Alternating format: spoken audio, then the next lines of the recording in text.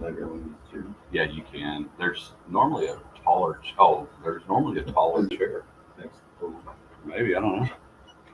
Oh, it's over here. that was a great one. And,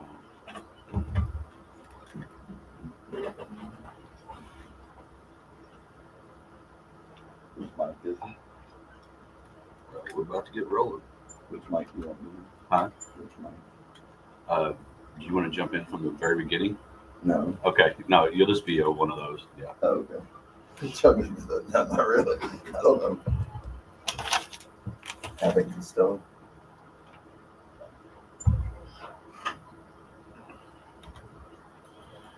Good morning and welcome to the Hodge Pack Sports Life and everything in between. We're glad that you're with us this morning. We are the Hodge Pack Sports Life and everything in between, brought to you by Lot of Land and Cattle on 106.9 The Country Giant, where you can hear us anywhere in the world at klgd1069.com. Hanging out in the Potosi Live studio. Everything's going good. We had a great night last night at Mulligan's. We'll talk about that more. Josh is on his way. Misty's on her way. We've got a jam-packed show. We've got an exciting guest that'll be joining us in studio, our Big Country Electric My Town segment. It is Masters Week. If you're watching on Facebook or YouTube live, you see me wearing my Masters hat. It's my favorite week of the year. It's going to be the final time that's the favorite week for Jim Nance, because this is the last time he's going from the national championship game to Augusta, but it is Masters Week, and we are excited about just all the things going on this week. Rangers baseball. Rangers are 4-2. Josh will be here to talk about that. Just a lot of stuff to talk about. And I'm excited. It's around 7:40. We'll be having on our Pest Patrol phone line a guy that many of us grew up listening to, waking up to, you, me, a lot of us, and that'll be Mike Greenberg, better known as Greeny. Had the privilege of interviewing him this past week, pre-recorded interviewed him this past week as he has a new book coming out called Got Your Number. You'll have a chance to get that and win that a little bit later on, but Got Your Number, and Mike Greenberg joins us on our Pest Patrol phone line a little bit later on in the show. We'll have Misty's bag. We'll have Josh's Knowing is Half the Battle. Just lots to cover and lots going on in this great Good Friday. For those of us that know what today means, it's a day that some people get off. Kids are not working, but as believers, we know the Lord went to the cross. And so Good Friday, it's a good day. Josh is here. He's rolling in from Mulligan's. Not from Mulligan's last night. Just came right here from Came straight here from Mulligan's. Yeah. He was on the range. He was on the range going hard. And but anyway, it's time to get the things rolling with our Lawrence Hall headline report. Couple things, and one of the deals, and again, we'll talk. We'll wait till Misty gets here to talk more about the show that we had last night at Mulligan's and the fun that we had, just hanging out with a bunch of listeners and all the things that brought. But we'll talk about that later. But what we learned yesterday, literally on the way to our show last night, was Tyreek Hill has made the decision, is announced that he is going to retire at the end of the 25 season. And I think it's a very interesting thing. He's 29 years old. That'll make him 31 in 25, and looking to make that decision. And if you're a franchise, if you're a quarterback, or if whoever's involved with having Tyreek Hill on your team, are you glad to know that now? Do you say, Tyreek, I think that's a little early? I mean, we all plan. I mean, that's what the folks at Edward Jones and all that is planning to retire and have that circle date. Some people know exactly when they're going to retire because they're ready to get out of their job. But I'm kind of shocked that he's making that decision and making that announcement so early. It is interesting, but it's also the end of his current contract. So as far as like team building and planning and things like that, you couldn't plan to have him be on there anyway, because he will be an unrestricted free agent at the end of that year. So as far as the Dolphins are concerned, there's no difference really, other than, well, we're not going to re-sign him, but they might not have anyway. So. But if that salary cap keeps going up, if that value of the NFL keeps going up, I don't see the value of the NFL going down. No. Like maybe some companies that made some decisions over the last few days have done, or their value may have dropped some. I don't see that happening in the NFL. So that now a 31-year-old receiver may not have the value that the 19 and 22 or 23-year-old guy that's coming out of college will. But even at 31, as fast as Tyreek Hill is now at 29, I don't think he's going to be a car that no longer has power windows and locks at 31. I think he's still going to be very valuable. And I think it sounds good to make that conversation and that comment today. And maybe he'll stick to it. I mentioned it. Well, that's the other thing. There's plenty of time to change your mind. I mean, it's like a freshman saying, "I'm going to go to Tom Brady's retired before." I mean, so it's nothing's in stone, obviously, till it's until you're past that date and it happened. But and because somebody, if he's still feeling good and has tread on the tires, as they say, at that time, and someone offers him a lot of money, I mean, you can say, "I'll do one more year." Exactly. I mean, but it was an interesting comment that Tyreek Hill came out and did say that he was going to be looking to retire at the end of the 25 season. One of the things that I find interesting, and we didn't make this into the hotline Lawrence Hall headline report last night. Again, we appreciate Lawrence Hall taking care of us. If you need a new car, truck, or SUV, go see them or use. They'll take care of you. Is the Dallas Mavericks are spiraling out of the playoff contention. There's 2 games left. They're sitting on the outside looking in, still have a chance to get into the play-in tournament. And, it's just a disappointment. You go out, you get Kyrie Irving, you think he's going to be a difference maker. You think he's going to be the reason why you get into playoffs and you can make a run. And then you look at one point, everybody was writing off the Lakers, and now the Lakers are going to probably be in it. And it's just disappointing at the Mavericks underachieving with the talent they have. I don't think it's the same as the Dallas Cowboys, but maybe, again, as I say that, maybe exactly the same as the Dallas Cowboys, having the talent and not taking advantage of it. And when you have 2 of the best players in the league, whether you like Kyrie or not, Luka and Kyrie, and coming up short, and it's the same, no different than any other network thing. The NBA wants Luka and Kyrie in the playoffs. They don't need somebody else that nobody really knows who they are, superstars, playing in that playing game. And so I think it is a disappointing season and a disappointing thing for when your studs are not in the playoffs. I agree. And it is kind of inexplicable how bad they are, just to have 2 of the top level talents in basketball. And, obviously they haven't had Kyrie for long, and Luka's been in and out with injury while Kyrie's been there. So they've not ever had the opportunity to gel, but the wheels just came off.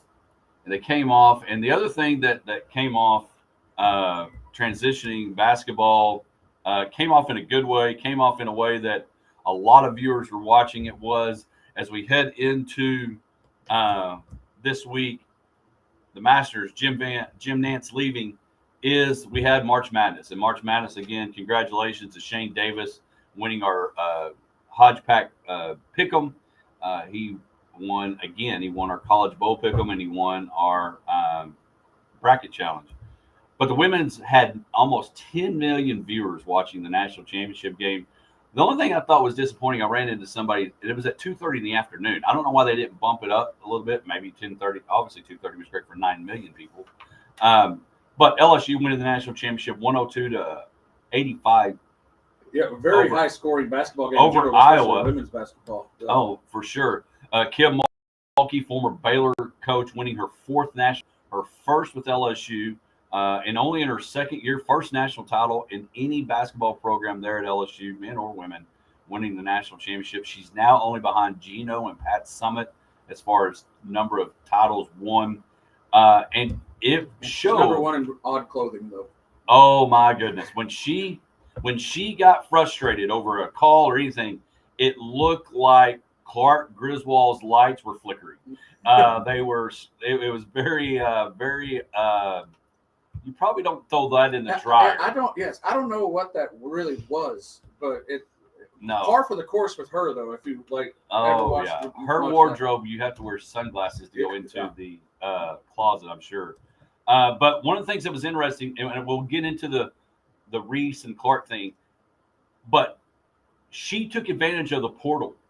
9 new players, 9 new LSU Lady Tigers made up this team that brought in. She took advantage of the portal, brought people in, and now that you won a national title with it, and just like Dan Hurley at UConn, now the portal starts opening up, and that may be a one-way track road to UConn and to LSU. Well, I mean, you say that it probably will attract talent, but at the same time, you can look at teams like Baylor that has had some success on the men's side recently. They've kind of had the opposite because their depth has left to go play and start other places. Because it's the equivalent. You may be a really good, and we're going to have our Big Country Electric My Town segment a little bit later on with Coach Justin Jarrett on the girls' side. You may be a pretty good golfer or a pretty good basketball player, but you can't ever play at a bigger school. Then you move to another school, and now you're a starter and you're playing all the time. Right, but then you were a good role player for where you were, and now that team's worse. Which hurts the team. And that happened to Texas Tech. Lost a lot of players. They hurt them, and they were on the up and coming from the year before. And then obviously, like I mentioned with Baylor, there were several starters at other schools in the tournament that had left Baylor with not much depth. So there's give and take to that. But the national championship game was great. Again, a lot of controversy between Angel Reese and Caitlin Clark. I understand why the technical was called. Don't agree with it. You can't call that in the national championship. You need to walk over to her and say, "Hey, calm down," whatever you call it. Men's championship, national championship. UConn wins 76-59, their 5th national championship in school history. And like I said before, if they had 12 more games in 12 more days, I don't think anybody on the planet was beating them. They continued to do something. They did something that most people do. It looked like a unicorn, and that was post play. They kept pounding it inside, was able to do so. And UConn just it was not a fun game to watch. No, it's trash. But it was a very dominant game, and UConn very much deserved to win that national championship. Yeah, whatever.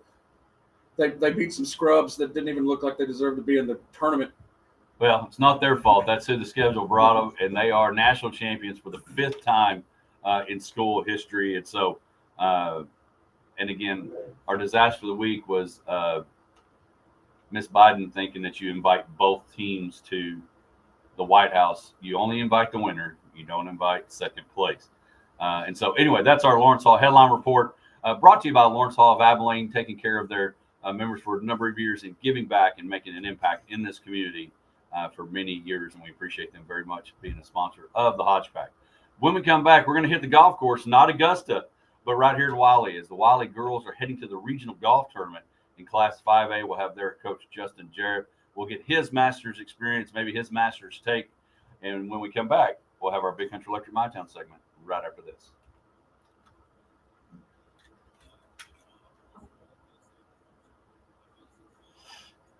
Don't worry about it. It's not bad for yeah.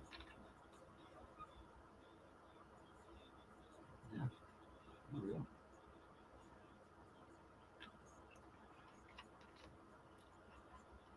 Where's y'all's regional tournament at? Again. But it's good though because we just got back from that mid-district play, so it helps us out a little bit. Now, I think it's interesting. They take 3 and 4 in every other contest, like other sports, and they only take the 2 top teams in golf. And then in the region, they take 3. The regionals, they take the top 3. So they can fit more on the golf course in Austin than they can. I guess so. Well, in Georgetown. Yeah.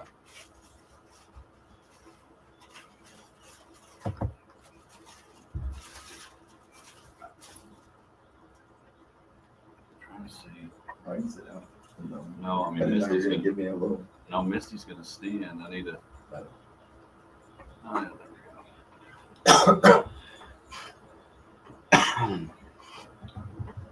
Josh, one of those hats are for you. Okay. I don't know if you want to, and the other one's Clay's, but you might see if that last I'll try it on. notch will fit your melon.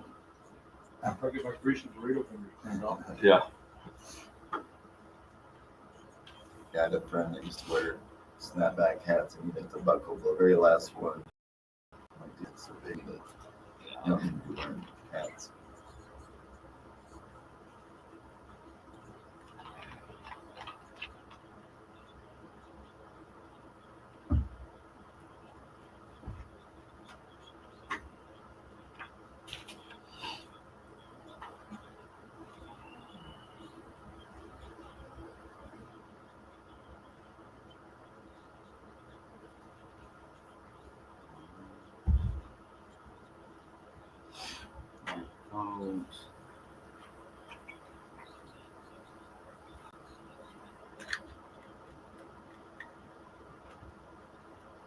I keep trying to get my wife's uncle to play it, Outlaws and Legends, but they never respond. What's that? My wife's uncle, he's a musician out of Austin. He's had a bunch of albums and stuff, and I keep trying to get the pals to invite him to Outlaws and Legends. Who is he? Nathan Hamilton, and he's from. You have to look him up. He's good. You need to talk to Chris Randolph and get him to play at Potosi Live. Yeah, that'd be good. They have a. He They've got a lot. he lives in Austin, but he comes up here and But I mean, they do a really good job of promoting some stuff. having other artists. There. Okay, yeah, you probably like Stephanie Archuleta, I think so you say her last name. that. Okay, that song Watertown, right? yeah, Yeah. that's one of his songs. Oh, see, there you go. John, he's already got a fan. Didn't even know it. That's right. I know that he's on my Spotify. Yeah, he's in. That's one of his. Yeah, that's one of his older songs. But, yeah. Are you at the high school teaching too? No, I'm a teacher at junior high. Still a junior. 17 years. Wow. And what subject do you? Introduction to computers Okay. for 7th grade. I bet for them, they already like it. When they get to 4th grade, they can be teaching that. I mean, you know what I mean? Like, A lot of them don't, like, because they're so used to touch pads and all this stuff that they Oh, don't the- even know how to type. oh, the typing. Yeah, and then all the Microsoft product stuff. I hadn't thought about that, but I'm sure that every kid. They is- know about computers. Yeah. But they're just like, Yeah. Like, That's all they have, small. Welcome back to the Hodge Pack, sports, life, and everything in between. It's time for our Big Country Electric My Town segment, brought to you by Big Country Electric Cooperative, taking care of their members each and every day out of 3 amazing offices, Roby, Snyder, and Stanford. Our Big Country Electric My Town segment, we highlight a local player, coach, or program. Today, we're highlighting coach and program. Joining us in our Potosi Live studio, Coach Justin is joining us this morning. He's the head girls golf coach at Wiley. We're exchanging masters stories and talk. And so, Coach, I appreciate you joining us this morning on your day off. All right, no problem. Thank you for inviting me. Well, Appreciate again, it's we've had some golfers on. Coach Carson Grigsby's been on, and Landry Reed, but we wanted to highlight Masters Week, and your girls are advancing, and so one of the big things that y'all did, because Coach Campbell's been on, and he coached boys and girls at one time, and talk about that decision and the importance of, because there's people out there that have coached on the girls basketball side. They've at some of the smaller schools, they coach boys and girls basketball. And that's got to be such a hard deal. And I would think even at the high school level on the golf world, because golf has gone so much, that it was probably a good decision for whether it was Coach Martin or whoever made that decision at the time to get the girls their own head coach. Yeah, I think it was a good plan for us because I had been working at the junior high. And so Mike was at the high school and he had Coach James with him. And so then they decided, hey, we need to get this program a little bit separate. And Joey Light's always been really good about trying to get us a little bit more advanced, trying to compete with those other schools. And so, last year they called me about 3 or 4 weeks before school started and said, hey, do you want to coach the high school girls? And I said, absolutely. I had come from Little Elm High School when I first started teaching, and I was the girls' head coach at Little Elm, and I loved, and I've been around golf all my life, but I love that opportunity. And so I was like, absolutely, I'll give it a chance, and it's been good so far. It's my second year. Well, and golf is one of those, and I bet you've got a better story about it. Golf is one of those us adults that are playing it today wish we would have started when we were Landry Reed's age. What got you into golf? So my dad was a golf coach. Like, he was a PGA pro at the beginning of his career.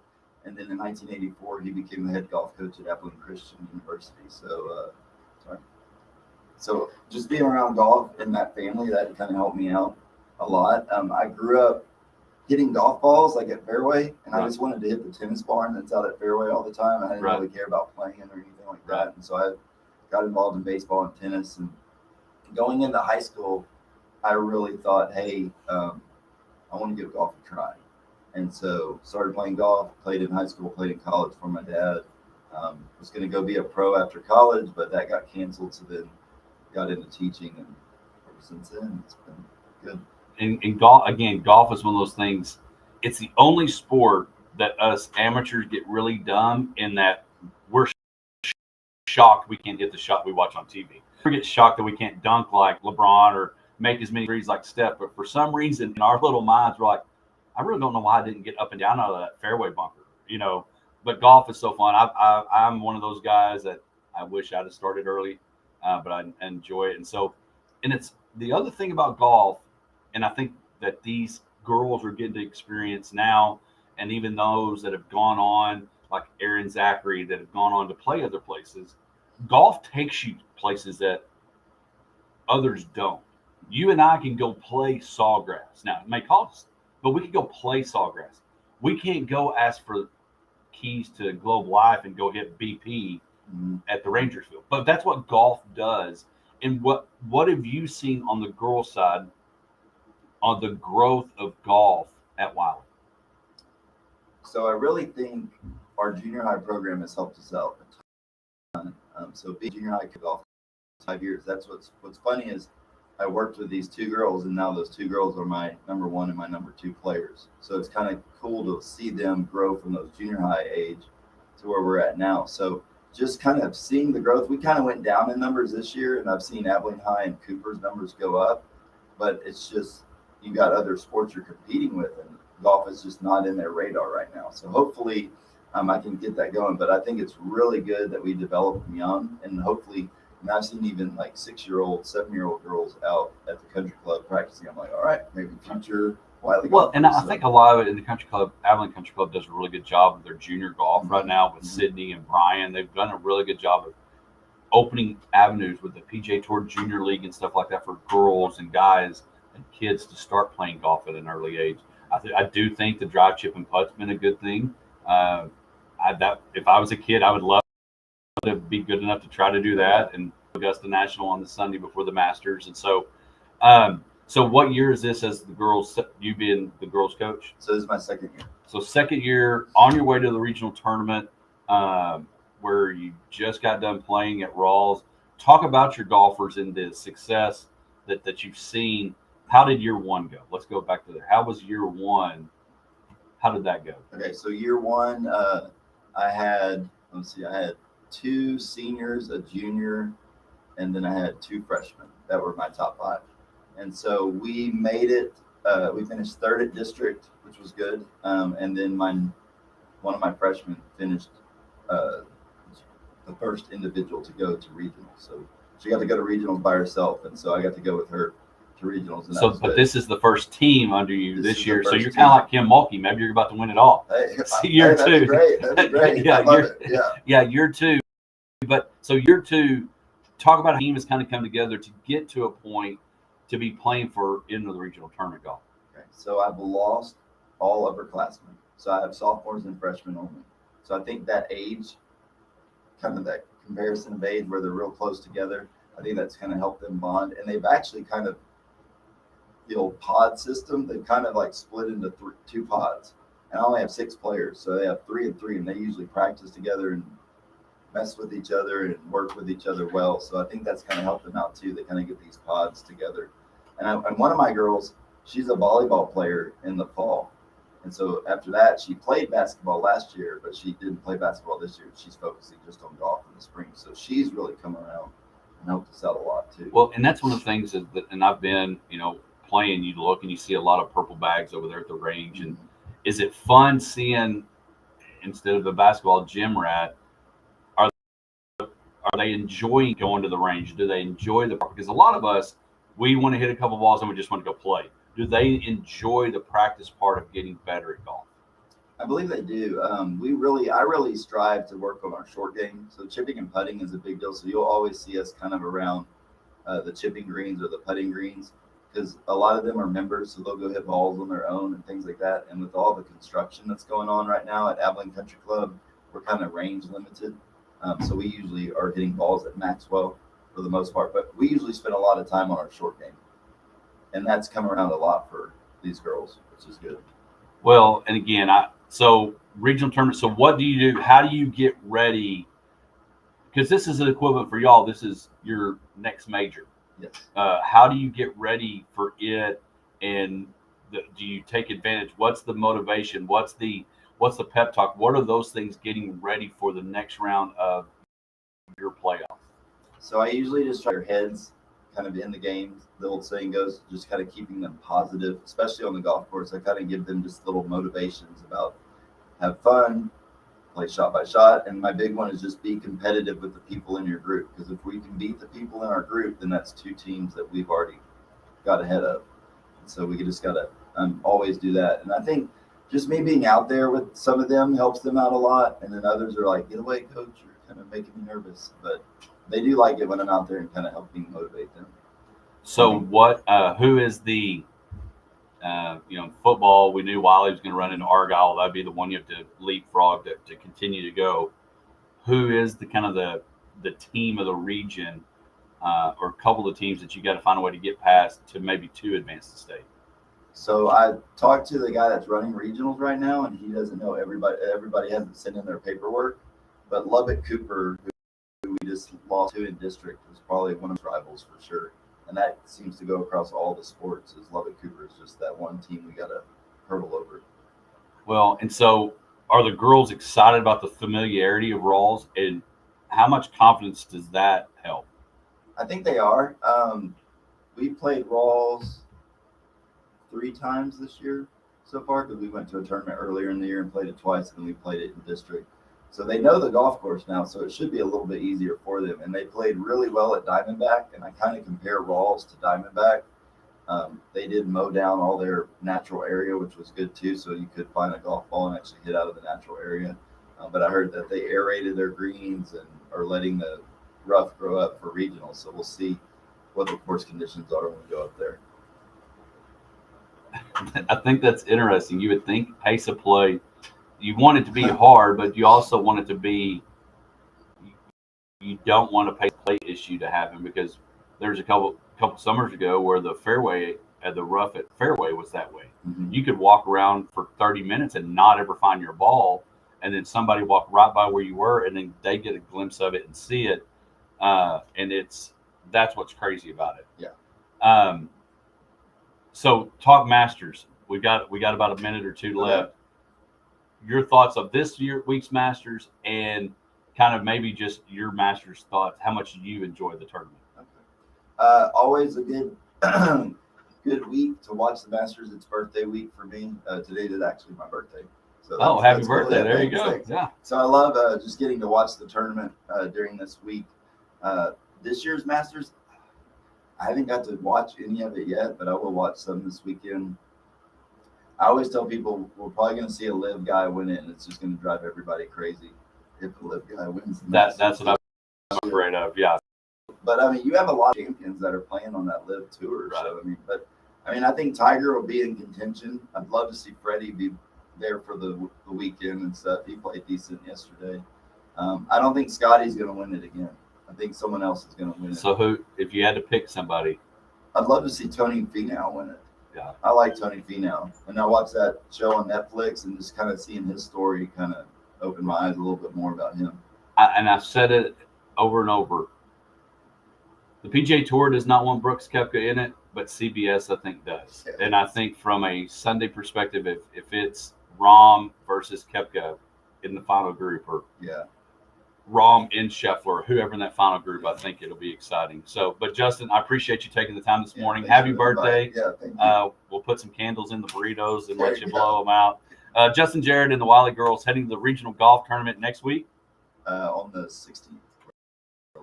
16th be playing, so hopefully they continue their season.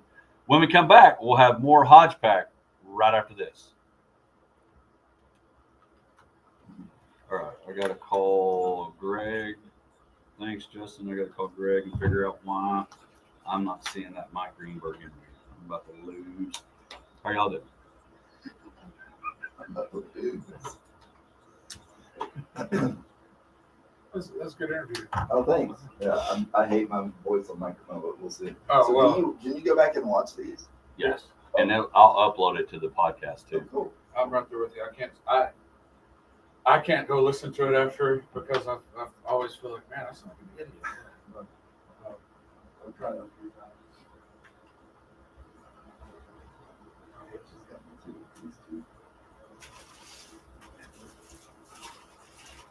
They're worth it. Hey, I'm not seeing that.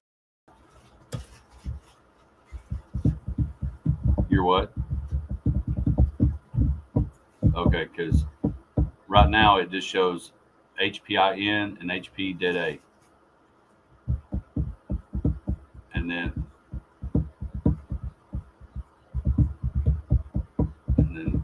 HPIN, HPDA, and legal ID. Yeah. I don't want to scare you. No, you're good. You're very scary. I am very scary. Yeah, it's not in there.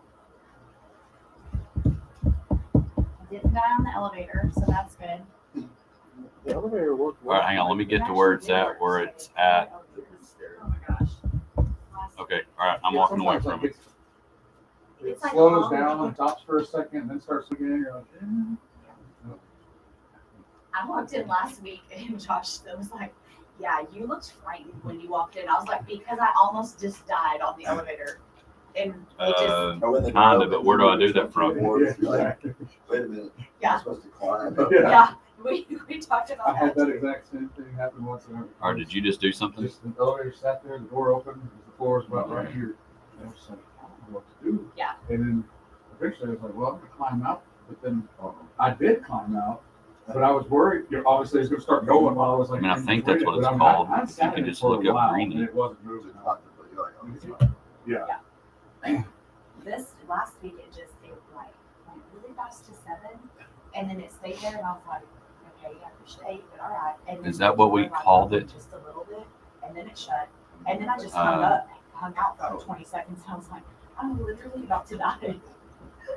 Okay. So then it closed, and then it went to 8, and then slow to open. I was like, come on. So yeah, I told him, I was like, I'm a little like freaked out right now. So And it would be on the top floor. yeah. Plummets to the bottom. Like I was like, if I go out in this place, like I'm gonna be Just say pissed. if you're ever in an elevator that's falling, lay flat on the floor because your whole body will take the impact. Wow. And you have a better chance of living. Okay, good Most to people, know. most Hit the people, deck. most people think jump before Yeah. it hits the bottom.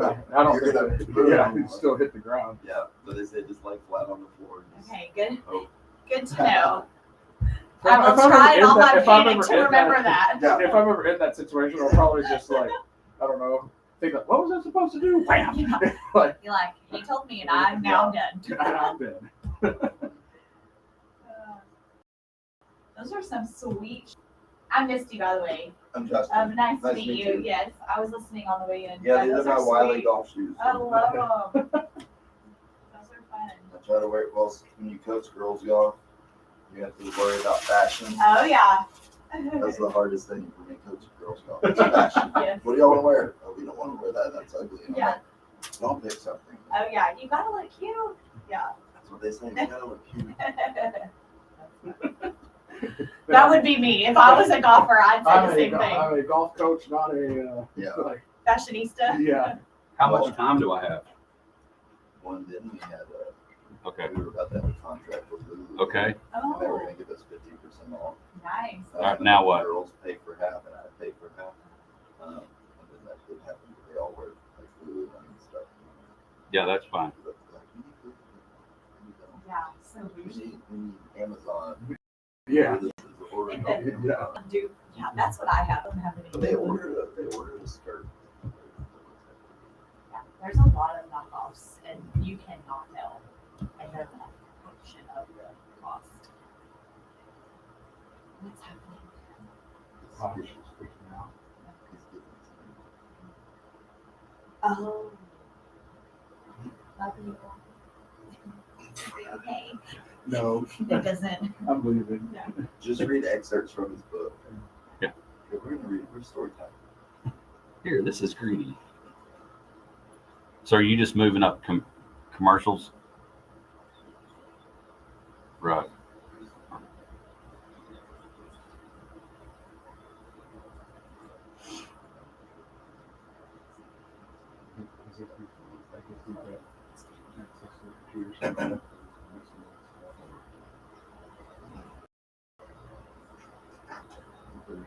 We were doing so well last night.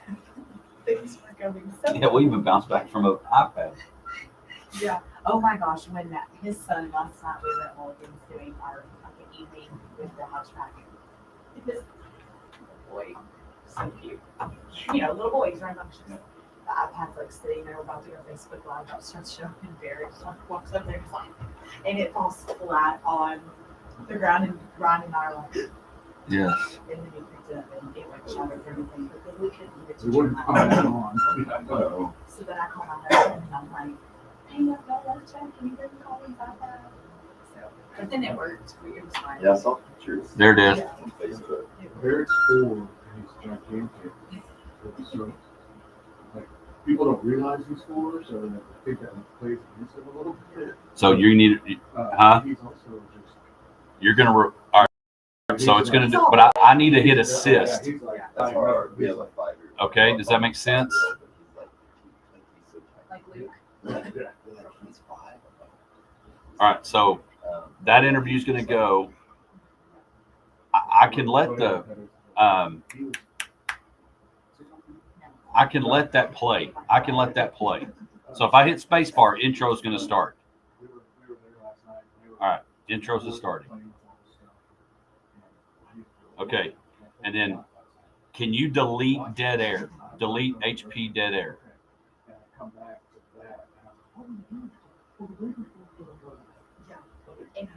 Okay, highlight Greeny. So when I hit spacebar, Greeny is starting, correct? Intro. Okay, all right, hold that thought. Welcome back to the Hodge Pack, sports, life, and everything in between. We're glad that you're with us. About this next opportunity that we're going to give. We talked about how Mike Greenberg, new book coming out called "Got Your Number." If you're watching on Facebook Live, you can see it right here. We'll talk more about it. But sit back and enjoy this interview that I have with Mike Greenberg, Greeny, talking about his new book, "Got Your Number."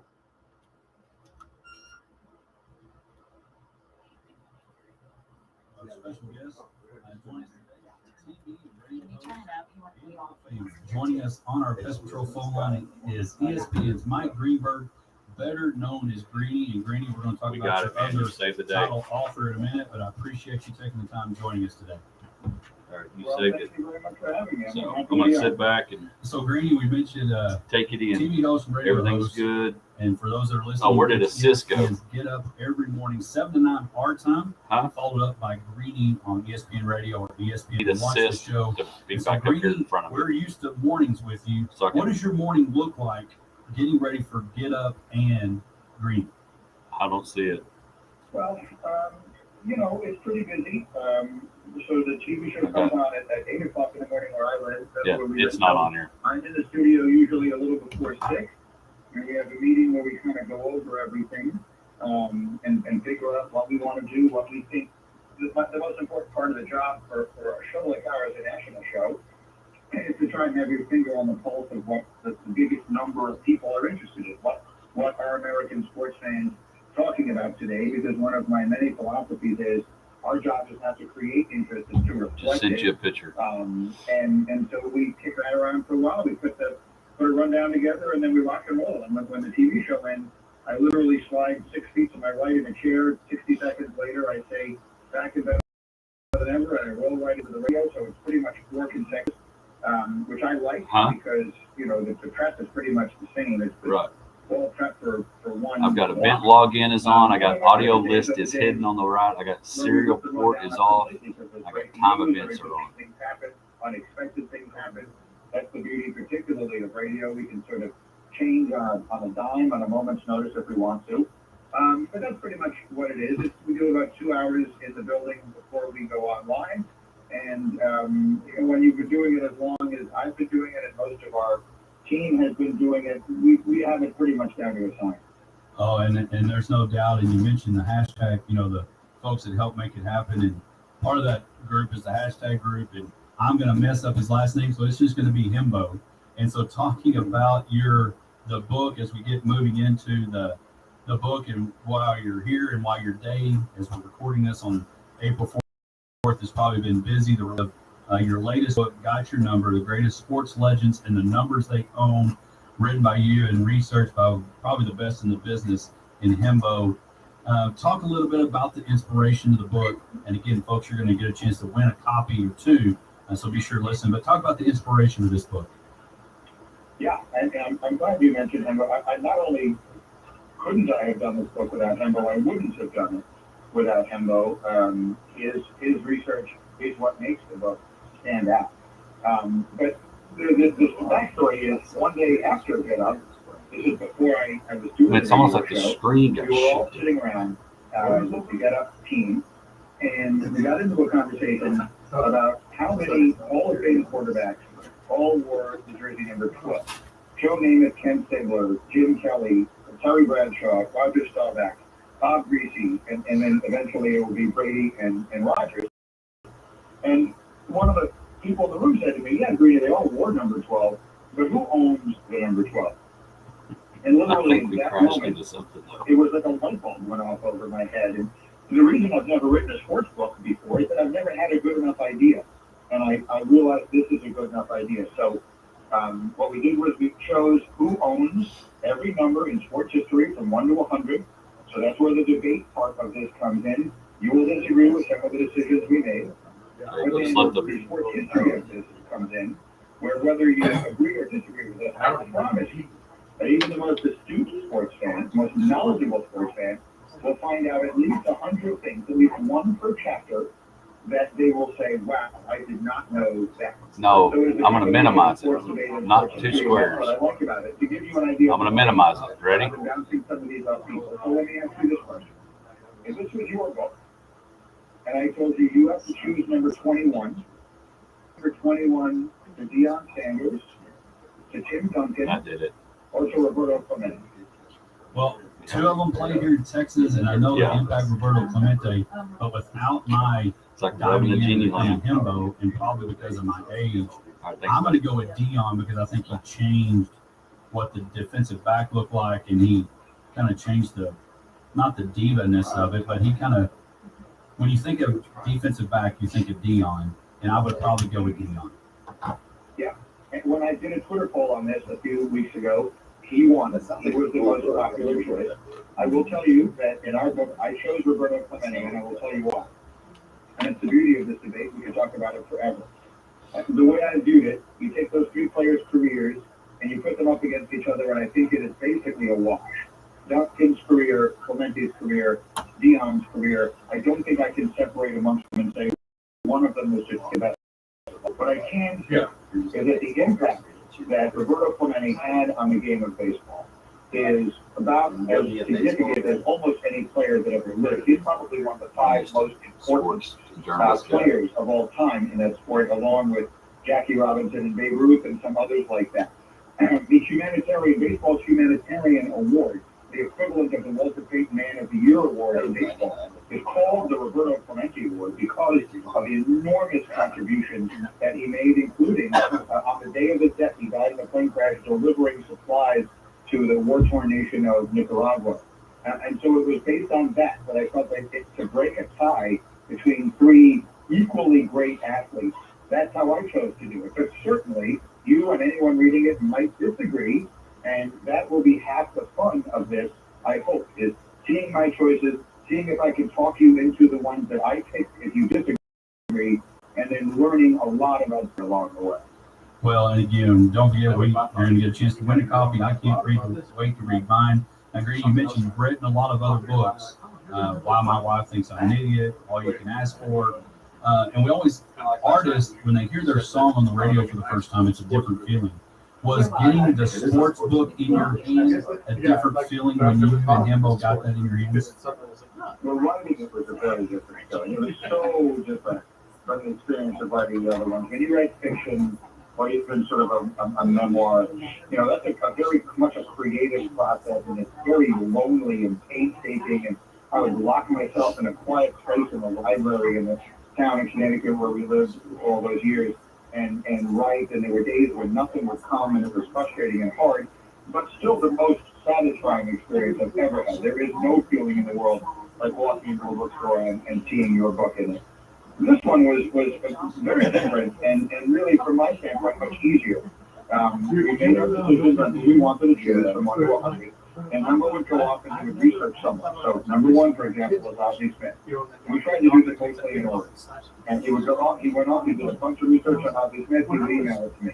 And I would sit down and write. Each chapter was short. It's like 2 or 3 pages. So you can read, 3 or 4 of them in a 15-minute span. Anything you have time. And that's what I really like. One of the things I like about the experience is writing it for something like that as well. Yeah. So the experience of writing it was very different from the experience of writing anything else. The experience of receiving it, of that day that, let me put this up on Twitter, the day that they actually send you a copy and you see your work in book form, the thrill of that will never go. I mean, it is the best feeling, when you see all this hard work and it's all been, stuff you've done quietly. All of a sudden, there it is, and there's a crowd of it, and it's that remains, as it was with this one and all of them, the most thrilling day I have in my entire career. There's nothing that thrills me like the day I first see my book. And literally, it's like getting your research paper back from the teacher. Hey, we got it in our hands.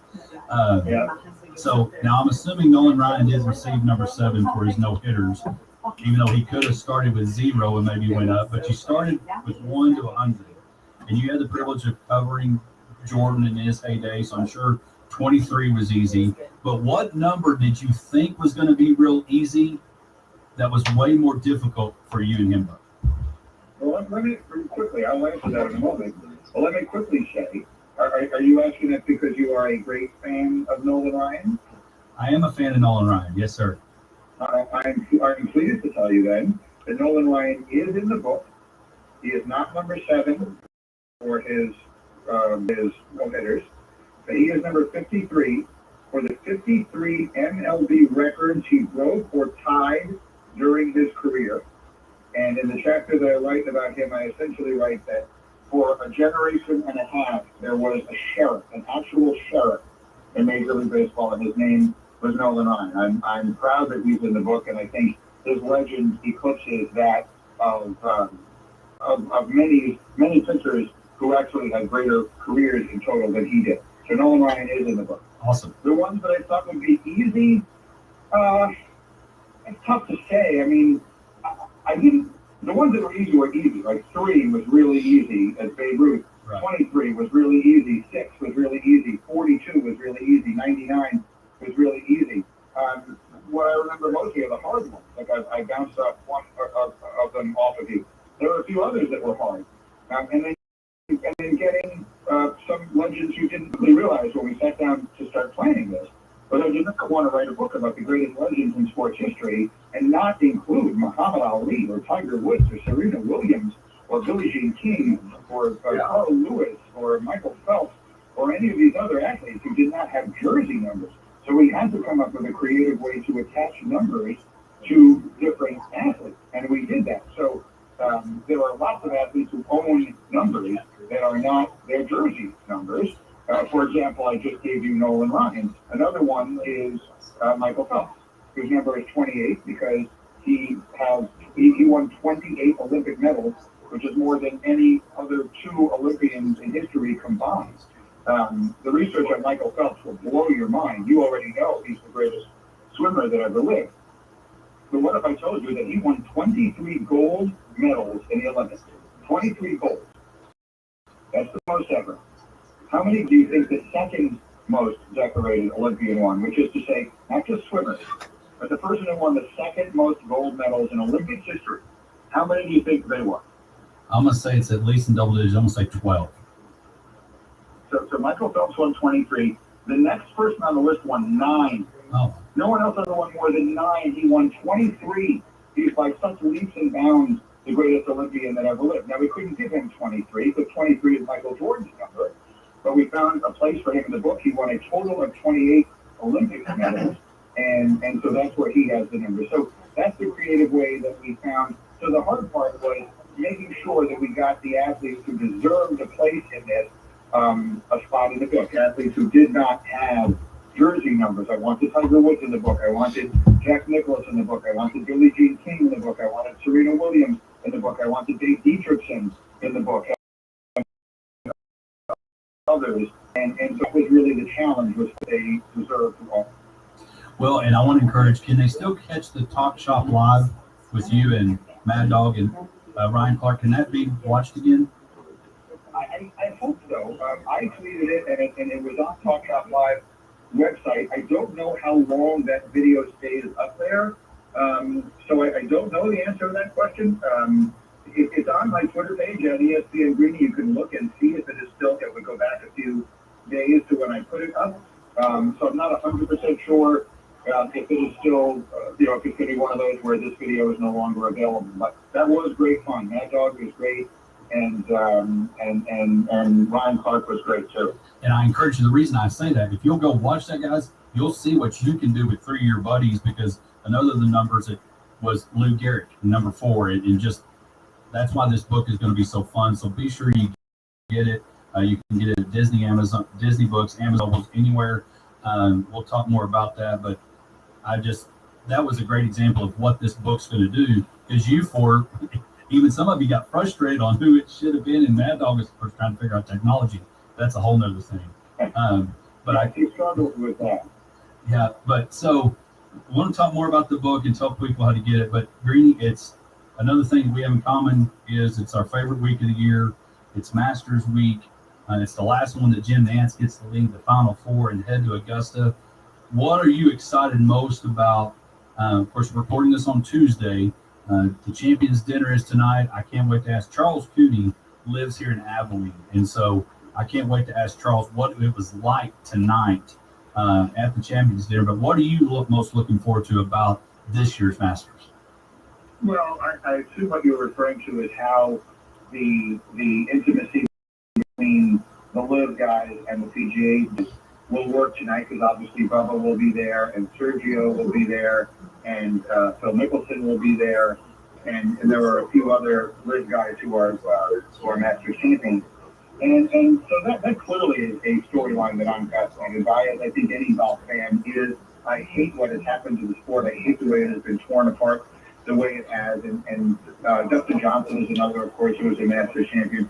So I think that the interplay between the two groups, how that manifests itself, will be interesting to watch. Obviously, anytime Tiger Woods is involved, particularly at Augusta, that's something to keep a close eye on. Someone asked me today, does Tiger have any chance? And I said, no, but I would have said the same thing in 2019. So I just don't know that you ever put anything completely past that guy.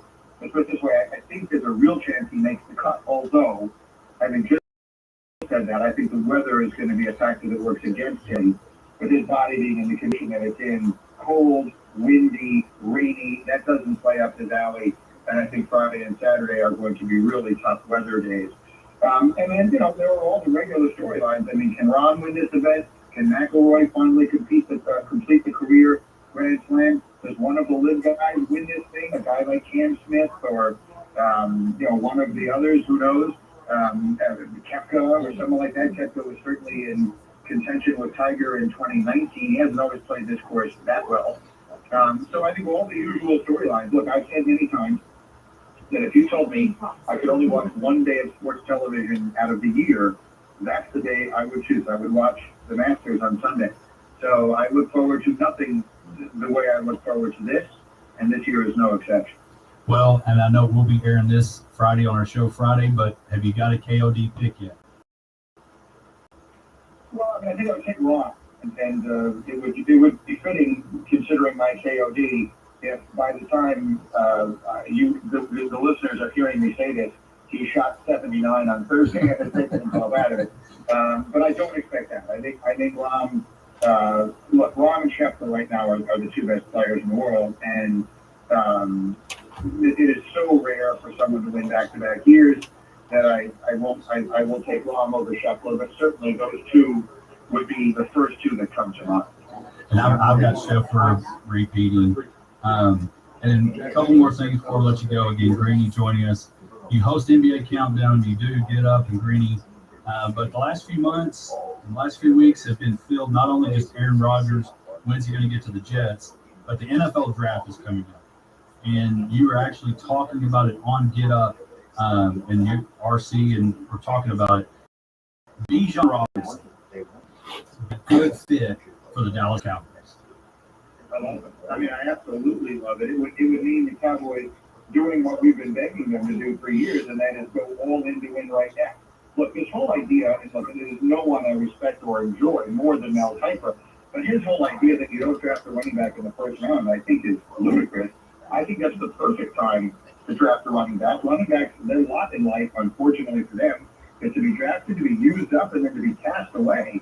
Bijan Robinson is you want to make a decent argument. He's the best player in this draft. And, right there, I think with Will Anderson and a small select few others, I think he is going to be a superstar on the pro level. And so the time that you take him is right now. When you get all of your bang for your buck, you don't sign a running back to a second contract. And you certainly don't go down to Cabo and sign one when you don't have to, like Terry did with Zeke. That's when you wind up regretting it. The selection of Zeke in the draft was an excellent cover.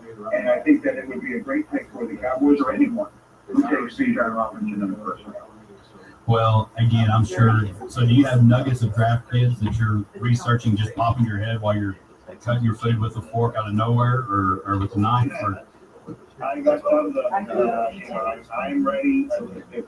If the draft was tonight, I'd be ready to go. It's my favorite event of the year, and I can't wait.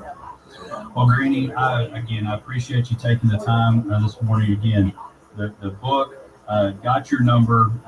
You can buy it at Disney Books, Amazon, Barnes & Nobles. You can click on Twitter. I'm sure there's still a link on at ESPN Greeny to buy it. We're going to be giving copies away. But Greeny, again, I appreciate it so much, and I can't wait to read and start debating and probably start tweeting on what I disagree or agree with you from the book. Well, thank you for having me. Thank you for your interest in it. I really appreciate it. Thank you. All right, again, that's ESPN's Greeny joining us on the Hodge Pack. We'll be back right after this.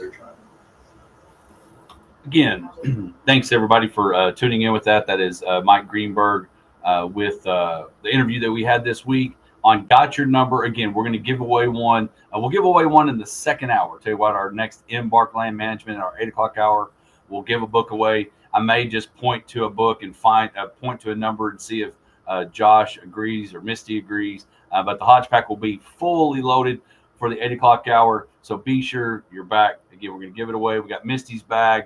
Knowing is half the battle. Much more coming up in the 8 o'clock hour right after this. 86, and it continues because of you, our customers, our communities, and our neighbors. We are proud to be a small part of your success. But where does What's your story spark? Whether starting a business, sell a future, or launching your ideas to the next level. Thanks, sir. We want to take Anytime. first steps for something Yeah, hopefully we call or email or hopefully we get to stay or we have a girl go to stay. There you go. But my number 2, at Diamondback, my number 1 shot 75. Good. Then my number 2 just all of a sudden couldn't miss, and she shot 73. You got 270. That helps with other scores that you know are going to be a little bit higher. Nice to meet you, sir. Yeah. Yeah, 106.9. Yeah. All right. Thank you. I want you to know we really appreciate your business and are always driving for wonderful food, service, and prices. So we listen to you and have updated our menu, bringing back old favorites like nachos and fajitas and adding more small plates for the line. Yeah, very So come see us. You're looking like you. Also burn off scar.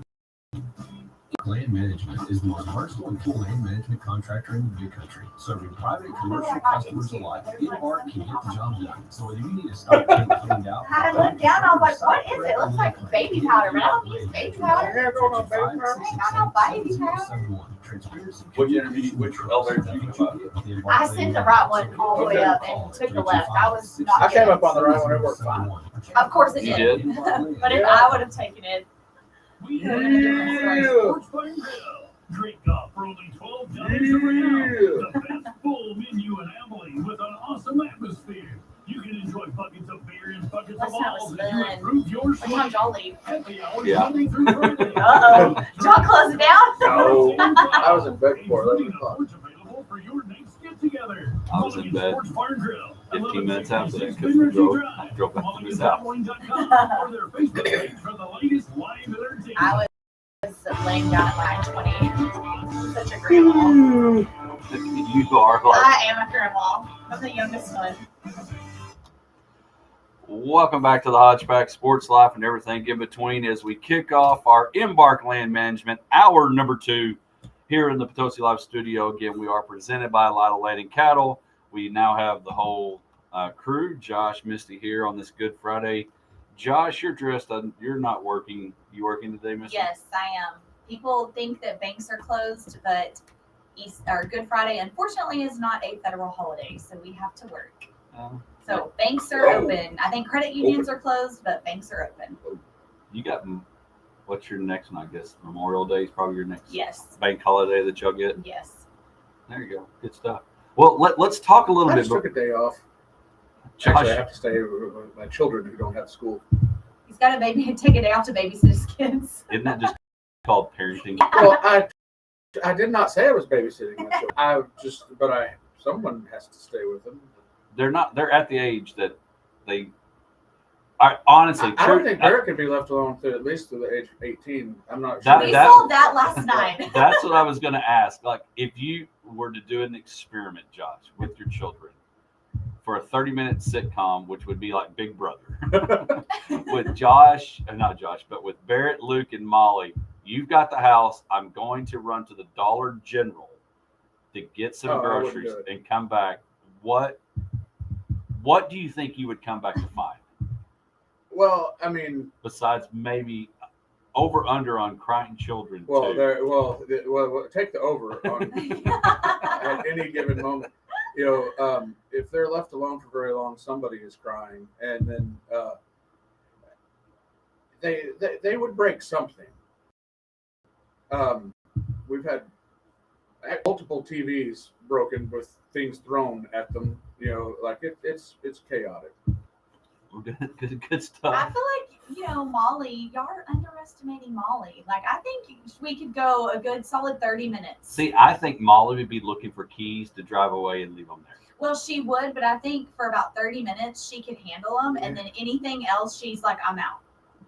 That's possible. Okay. Yeah, I think we're underestimating. Misty has a lot more confidence. I would not go even like, I don't know. I might not even go to the mailbox and leave them at the house. Well, there you go. And that may be knowing half the battle. We'll see what Josh says. Yes. What kind of information do you give for babysitters? At least he admits it. Most parents are like, not my baby. Well, we really don't do babysitters because like not been worried that a babysitter can't handle our or wouldn't provide good care, but like we're worried that the babysitter would cry. He quit. Yeah. Just walk off the job. So before we get to your bag, Misty, let's talk about last night. We want to thank Mulligan's and Kyle. Don't forget they've got their Mulligan's Bash. They made the announcement last night with us, May 26th. Roger Krieger and Kevin Fowler and a slew of others. So go get your tickets for the Mulligan's Bash, May 26th. That's Friday night of a lot of graduations. It's Memorial Day week. Yeah, E graduates the 27th. So A lot of graduation, so you'll have a place to Memorial go. Day weekend. Have a place to go after your graduation. Yep. Not you, seniors. You go to your project graduation. Let your parents go have fun. Exactly. And crying out. But we had a good time last night. We had a good turnout. I think Kyle and Mulligan's was pleased with it. They took very good care of us. I feel like people had a good time, and want to thank Greg Austin for helping us set up the sound and all those things. And but I thought we had a good time last night. I think we were all curious, nervous, splash of excitement to see what it was going to be. We had some. What was cool is we had friends of ours, obviously, that were there and family that came, and it was my mom's birthday, which that was kind of fun. That was fun. But it was neat on the random people that were just there to eat that got to be a part of the show. Even the guy that said, "Show me the money," was there. Oh, he was loving it. I was watching him throughout the show, and yeah, I mean, to have people that don't even know us stay the entire duration of the show was. Yeah, we couldn't have had a better crowd. It was packed. It was standing room only, literally at that point. So very exciting, and yeah, shout out to Mulligan's for just hosting us and taking great care of us. It was just such a fun night, and I can't wait to do another one. It really was. It was very fun. It was fun. The backdrop was good. The Masters was on all the TVs recapping. It was a lot of fun for us, and we appreciate again our listeners coming out last night. Be on the lookout. We'll look to do it again, kind of bounce it around. Josh thinks the evening with the Hodge Pack is a little formal. There was only one person that came in with a tie. We told him he didn't have to, but we'll work on naming it. But we did Misty's bag last night. We did Josh's knowing is half the battle. It was basically what we do on Friday mornings, except in the evening. And we had, instead of Hodge Pack people on our Facebook page or YouTube page commenting, we just had people shouting stuff out, and that was kind of fun. And yeah, and nobody was crazy and got us in trouble. It was great. That's questionable. That was questionable. Maybe that happened after I left. I don't know. I'm not gonna name names, but someone flipped me off in the crowd. There was somebody. There was. You're right. I forgot about so that. I was greatly offended. Yeah, I bet you were. I almost walked off and took my ball and went home because yeah, that is true. So, but we are rolling through our 8 o'clock hour. I thought it was fitting because generally that's what I think most people are thinking when I'm speaking anyway. Oh, just only when you give them their advice to make their life better. That's when they struggle. But with that, it is time for.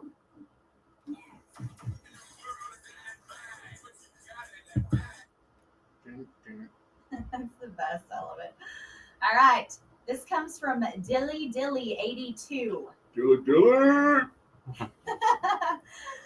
Bad timing to have your name Dilly Dilly right now. Yeah, I know. I was like, okay.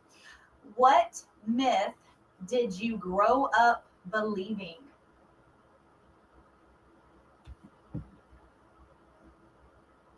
What? Huh? What myth? Folks tell? Fairy tale? What was that? Who's the folk's tale?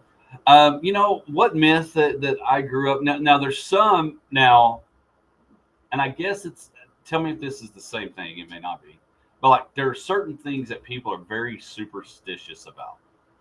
Like if you do this, oh man, that's bad. You're that myth or that if that happens to you, you better run for the hills or go hide in a place because your luck's about to change. Yeah, like if you break a mirror, 7 years bad luck.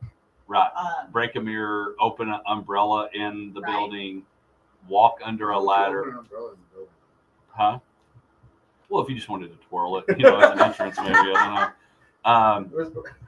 The black Hodge cat. likes to twirl umbrellas. Note to self. Oh Yeah. my. The black cat. Uh-huh. One that How do you not cross the path? I mean, like one goes by supposed to do, turn around. See, I'm not, I don't buy into that. And so I guess my whole myth that I believed in, well, none of those I believed in. So I know I'm not changing your question. I'm answering. Yeah, it in a just different what way. myth did you grow up believing? Cut the onions and cut the tomatoes. Oh no. Um, You're giving me a so headache. my myth is I can't really think of one that I bought into. Anson lights. Y'all remember the Anson lights? You drive over to the But those Anson were lights, real.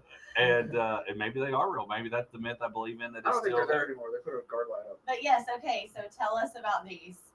Well, you would drive to Anson, and you went to like a bridge or something, I was and like past the cemetery. yeah, and you flashed your lights, Uh-huh. and the Anson lights flashed back at you. And so, yeah, the Anson lights that I do know. Did you grow up believing it? Well, I went out there. I drove out there. And, Did you flash the lights? Oh, yeah, I flashed my lights. Did they flash back? I think so. I don't remember.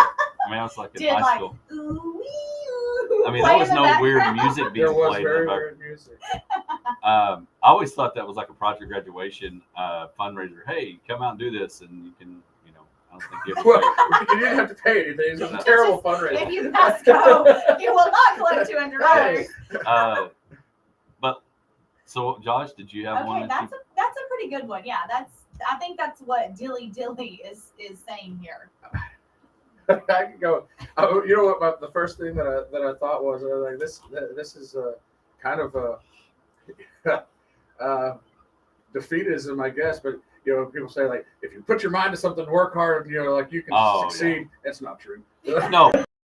Like, if you work hard and put your mind to it, you can be anything you want to be. That's not true. Just, all you have to do is Josh just could manifest not it. be a jockey. No, There is no way. No there matter are a what lot you of put things. your mind. None of us could be. We're all overweight, apparently. Like, so that was something that, I used to be like, I can work hard, and no, there's only so far you can go.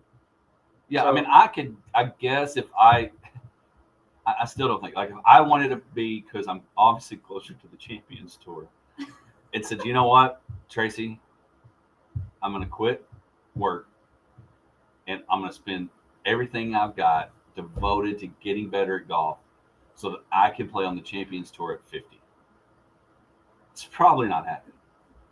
I mean, I guess I could start eating on the way they do and eat nothing but, grilled chicken and all healthy stuff and the fancy Grilled shakes chicken. and all that and then maybe get better. But so that is one that, I'm saying there's not things that if you do put your mind to that you could accomplish. But anything you want to be, just follow your dreams. No, I mean, you can't just decide, I'm going to be the next George Strait. Like, you're just well, you don't really sing that well, and you don't look that good in a pair of Wranglers, so you're not going to do it. I mean, But- he is the gift that keeps on giving. Like, he literally is so good looking at however old he is. I don't understand. Like, I don't understand, but we love you, George. Love without end and amen. So, what is the myth that you were bought into? If I swallowed a watermelon seed, one would grow in my belly. Oh, wow. There was that one, or if you swallow your gum, it'll stay in your stomach for 7 years. Or don't use black pepper because it never digests, and then your stomach's full of black pepper. Did y'all ever hear that one? No, But I used a lot of black pepper. yeah, but the watermelon. I know what causes things to grow. So it's not a watermelon seed for anybody listening, but there's other things that will make your stomach grow. Yeah. But that's Food. what I thought. Yeah. growing So, up. the myth thing, that's pretty good. There's I probably have more never out heard there. of the Anson lights, so that's. But I'm not from here originally. Anson so. lights, and then there was one with the baby's feet or something. Baby footprints or something like that would get on your bumper, and then now the Marfa lights are legit though, right? I don't know. I think so. I don't know. I mean, the Northern Lights, I guess, are legit too. I've never seen that. Yeah. I just didn't realize I was so close. I'm gonna have to go flash my lights. Anson, those that are listening, if you could. Well, it's been 20 years, but when I was in college, we'd go out there get like scare people, do this whole like we to scare them, so like it was fun. But you could see, I mean, there was something there that sometimes you did see. I don't know what it was, but then I think because all the stupid idiot, high school and college kids are going out there, they've kind of put up some literally like street lights where you would like. So now they took advantage of the now myth. You can't. They took advantage of the They myth ruined keeps the on fun. giving. But again, we appreciate Mulligan's last night. Misty's bag brought to you by Mulligan's. What's the myth that you like? A myth that I've got, and I think it's not a myth. I think it's right. Is the Masters is the greatest week of the year? We'll talk about that right after this. What the And New Country Keep Clover here with just Like, I've never heard of that. No, That's you could really see interesting. it. But what you like the answers and periods like down 180 from Anson, you go like I couldn't remember South- exactly where. south down the road that went next to the cemetery to that's this intersection. All right, it's like dirt road. Nothing.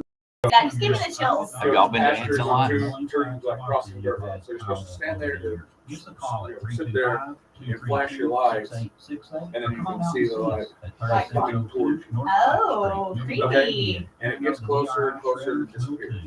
And so the From the legend hilltops to the was rooftops, that you were a member it of an was, electric cooperative. if I remember correctly, A voice, it and how your was supposed to be the co-op is run. lantern of the lady that was looking for her For the people, lost child. From the Morgan, people. Kyle's Doesn't that wife. sound good? She said, Learn more I'm about dying. the We grew up going to Anson Lights all the time because we lived out there. Yeah. See, that was great. So the legend was this: the light was the mom with the lantern looking for her lost child. Oh, that is so So that freaking was like creepy. but what I really think it was it's just a spot that you could see cars coming south on 270 or 277 from like Stanford, Check out what, PotosiLive.com or what's go the like next name? Haskell, like wherever towards Anson. Yeah. And I think you could see those just the headlights way off in the distance coming towards you, and then they kind of turned, went downhill, whatever, and they kind of disappeared. But I think that's what actually you saw. Oh, okay. Like when I was like trying to figure out what it was, you could, like, you'd go there sometimes That's so and interesting. you would see a light like coming down the. That is, I and don't- also I don't super know. creepy. Yeah, but you could see a light. Like Whatever you do, That's do so with funny. Coors Light. I'm cold refreshment. I'm Yeah, glad, there's like- Ryan, that you brought that up. That was like, I would consider that like a true myth or a legend. Yeah. Like, yeah, the legend of the Anson Lights. Yeah. But while we were in college, like I said, we would get other we would talk about things like, and we'd get people to load up and go up there, and then it was a setup. I would take people, and we'd have other people that were already there, like waiting to Yes. hear them. Yeah. In Anson? Yeah. And Anson is the gym, like the college gym supposed to be also the name of the school. Because the Robert Lee did have a house that you college weren't gym is supposed to go because to. the team that had the bus track, yeah. And like in the early I think it was like 1978 or something like that. Basketball team.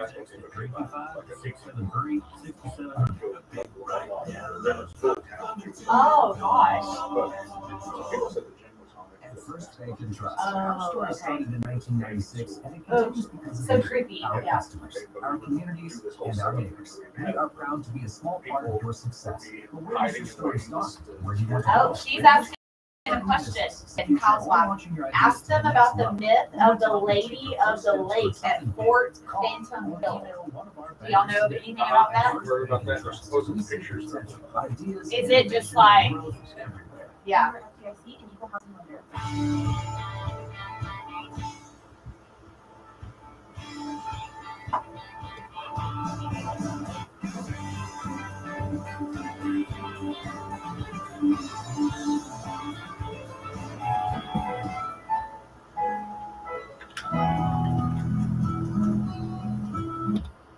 Well, welcome back to the Hodge Pack Sports Life and everything in between. You hear that is the sound, the music of Augusta National, the Masters, the 87th Masters kicked off yesterday. And as you heard earlier, Greenie's KOD Rom did not shoot 79, but did shoot 7 under and is a co-leader. The second round is underway. Well, moment, but our Misty's bag has got some folks listening and some folks responding back. And she grew up in Anson. So Anson Lights, Josh was talking a little bit about it. Maybe my myth of not buying into should have been buying into the whole time. So you had somebody mention about Anson Lights. Yeah, so Morgan, she was just saying that she was cracking up because she was thinking about that. They lived out there and went out there, and so she just said, asked them about the myth of the Lady of the Lake at Fort Phantom Hill, and so Josh was just saying that he does kind of remember something along those lines, and that there's supposedly pictures, and so I think there's always, especially I feel like maybe it's in bigger towns, but I think in smaller towns there seems to be more of this type of these type of things.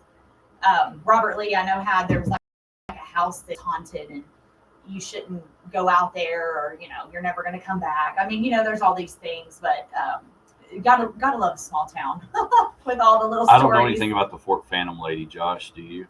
I've heard this. I've heard the story. That legend is that there was a couple that was like set to be married or something like that, and the groom went missing, and the lady of the lake, I guess, is the I don't know if she like drowned in the lake trying to search for him or something. I don't know, but That's like, so sad. and so you apparently see her like ghost still like looking out. I'm legit like a little creeped out. I have like chills right now. Yeah, Misty won't be able to sleep tonight. But other than that, Thanks a lot. but Dilly. as we start the Masters is underway. Want to talk about it as again 87ers kicking. Brooks Koepka, the second round is away, and the weather's going to be a problem. But Brooks Koepka is kicked off the second round. He is 8 under. The new leader is Brooks Koepka through 4. He is 8 under. Yesterday, 7 under was the leading round going into today. Victor Hovland and John Rahm. John Rahm shooting 7. Woodland 5 under as well. He's 5 under. Cameron Young on the bag with Paul. 5 under. Scotty Scheffler, the defending champion. And you mentioned Greeny mentioned it in his interview, but one of the big things we have going on is that where the drama is there because of the live guy thing.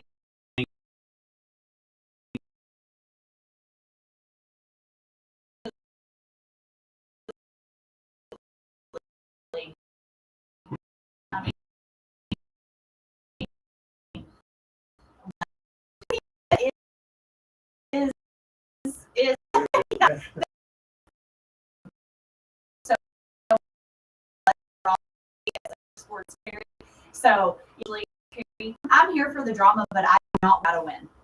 Well, and one of the things that I'm disappointed about, and I feel terrible for those that have tickets for today or tomorrow, but the weather is supposed to be terrible. A lot of rain, which if you can hit the ball a long way, the fact that if you're used to hitting it and getting a roll and you need that, it's going to be a problem for you because it may just hit and stick. For those guys like Cameron Young, who is one of the longest drivers in the game, Rory, Koepka, and he hit the ball far, they'll have a chance to still compete. But these guys that have the early morning, and unfortunately Cam Young is an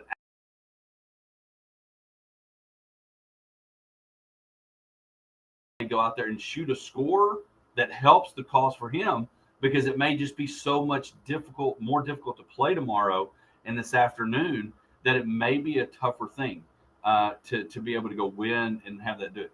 And I mentioned it last night at Mulligan's. From a network standpoint, it's great. If you've got Rahm battling Victor Hovland and or Koepka battling Hovland and Rahm and these guys that have been loyal to the PGA, it is great for television on Sunday. I mean, I'm going to tell you right now, Easter, we better eat fast on the lunch side, And I'm going to enjoy church. Got a fun message for Sunday. All those things. Sunday afternoon, it's going to be Augusta time. And so I love the fact, the other thing about the Masters that I love is that no matter who is in the field, the course, the tradition is going to make it.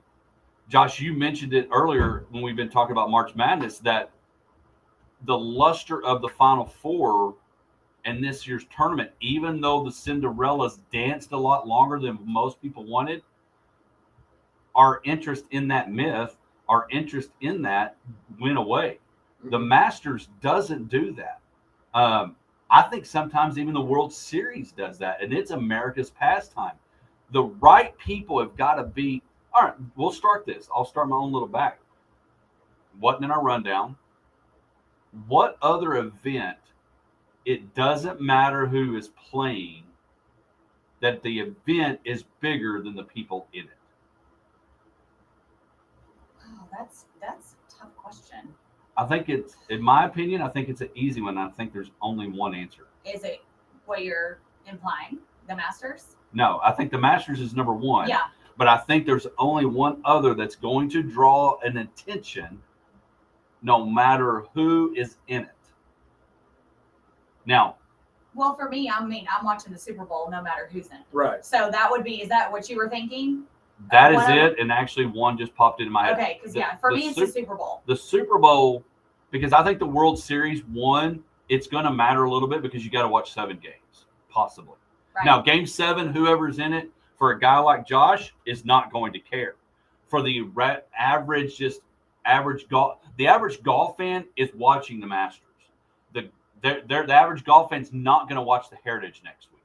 But the average baseball fan may stay in tune, but the dedicated baseball fan's not going to care. They're going to watch the World Series. I guess that's my point. The other one that came to me, the Super Bowl is it. The Super Bowl is one that I think we had the Chiefs and the Eagles this year. It was the right one. I think those two brought in more, and you were excited because you thought it was going to be a good Super Bowl. But even the people that don't care are going to get ready and watch the Super Bowl. The other one that came to my mind as soon as you said Super Bowl, that I think it doesn't matter who's in it, doesn't matter because people have parties around it, and that's the Kentucky Derby. People kind of want to watch the Kentucky Derby. Mm-hmm. They don't care about the Preakness. They don't care about the Belmont. They might care. Which one's after the Derby? The Preakness?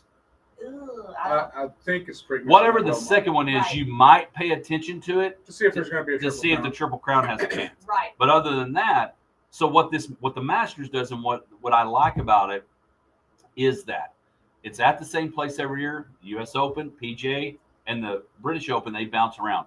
Augusta National is going to be at that spot every year. The Masters every time, and the course brings itself to. The course also is a character, if you will, in this play of the undulation and how it goes up and down and the green changes that they make. and if the weather's right and they've moved back number 13 and it's a longer par 5, all those things happen. It's like they keep making that event the event.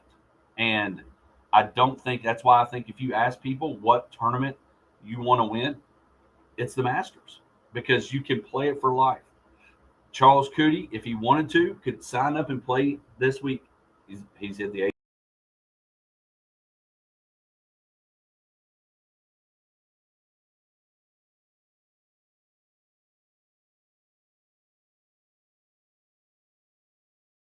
where he doesn't do that anymore. I do love that about the Masters. Trophy winner are two of the most prestigious I agree with that. Oh, absolutely. prestigious fraternities